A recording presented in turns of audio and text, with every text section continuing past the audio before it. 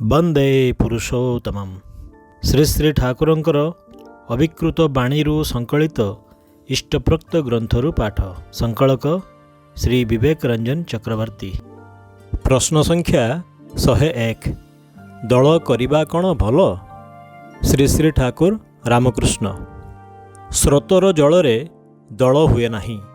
ଗଡ଼ିଆ ତଥା ଛୋଟ ଛୋଟ ଖଣାଗୁଡ଼ିକର ଆବଦ୍ଧ ଜଳରେ ଦଳ ହୁଏ। ଯାହାର ମନ ଈଶ୍ୱର ପାଇବା ପାଇଁ ଧାଉଁଛି, ତାର ଆଉ କୌଣସି ଦିଗକୁ ଦୃଷ୍ଟି ରହେନା।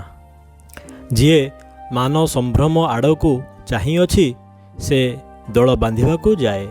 ଶ୍ରୀ ଶ୍ରୀ ରାମକୃଷ୍ଣ ଦେବଙ୍କ ଉପଦେଶାମୃତ। ଶ୍ରୀ ଶ୍ରୀ ଠାକୁର। ଏକ ଉଦ୍ଦେଶ୍ୟରେ ଉଦ୍ଦିଷ୍ଟ ହୋଇ ମଧ୍ୟ ଯେଉଁଠାରେ ବହୁ ଦଳ ସୃଷ୍ଟି ହୁଏ, ସେ ପରିସ୍ଥିତିର ଜନଗଣଙ୍କ ମଧ୍ୟରେ ଆଦର୍ଶ ପ୍ରାଣତା ନାହିଁ, ଆଗ୍ରହାନ୍ୱିତ ଅନୁସରଣ ପ୍ରାଣତା ମଧ୍ୟ ନାହିଁ। ପ୍ରବୃତ୍ତି ଶାସିତ ସେହିମାନେ ପ୍ରତ୍ୟେକ ହିଁ ବିଚ୍ଛିନ୍ନତା ରୋଗଗ୍ରସ୍ତ। ଦୁର୍ଦ୍ଦମୀ ଦୁର୍ଦ୍ଦଶାର ସଂକ୍ରମଣ ଆଶଙ୍କା ମଧ୍ୟ ସେଠାରେ ଭୟାଳୁ। ଯେଉଁଠାରେ ଏହାର ପ୍ରାଦୁର୍ଭାବ ଦେଖାଯାଏ, ସମସ୍ତଙ୍କୁ ଆଦର୍ଶ ପ୍ରାଣ କରି ତୋଳିବାକୁ ହୁଏ। ବାଣୀ ସଂଖ୍ୟା 443। সমাজ সন্দীপনা।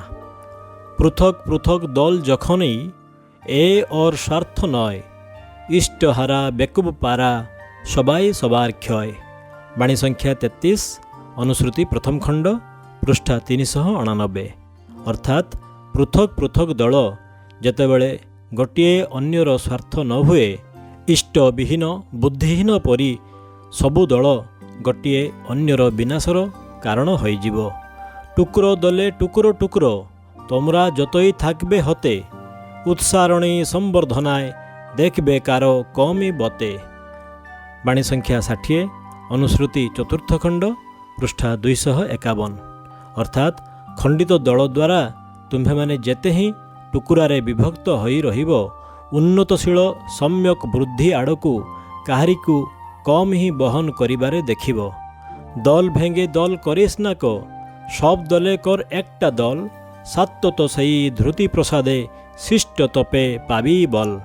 বাণী সংখ্যা 136, অনুশ্রুতি দ্বিতীয় খণ্ড, পৃষ্ঠা 117। অর্থাৎ ଗୋଟିଏ ଦଳକୁ ଭାଙ୍ଗି ଦଳର ସୃଷ୍ଟି କର ନାହିଁ, ବରଂ ସବୁ ଦଳକୁ ମିଶାଇ ଗୋଟିଏ ହିଁ ଦଳର ସୃଷ୍ଟି କର। ସେହି ସାତ୍ୱତ ଧୃତି ପ୍ରସାଦର ସାଧୁ ପ୍ରଚେଷ୍ଟା ଦ୍ୱାରା ଶକ୍ତି ହିଁ ମିଳିବ। ଜୟ ଗୁରୁ।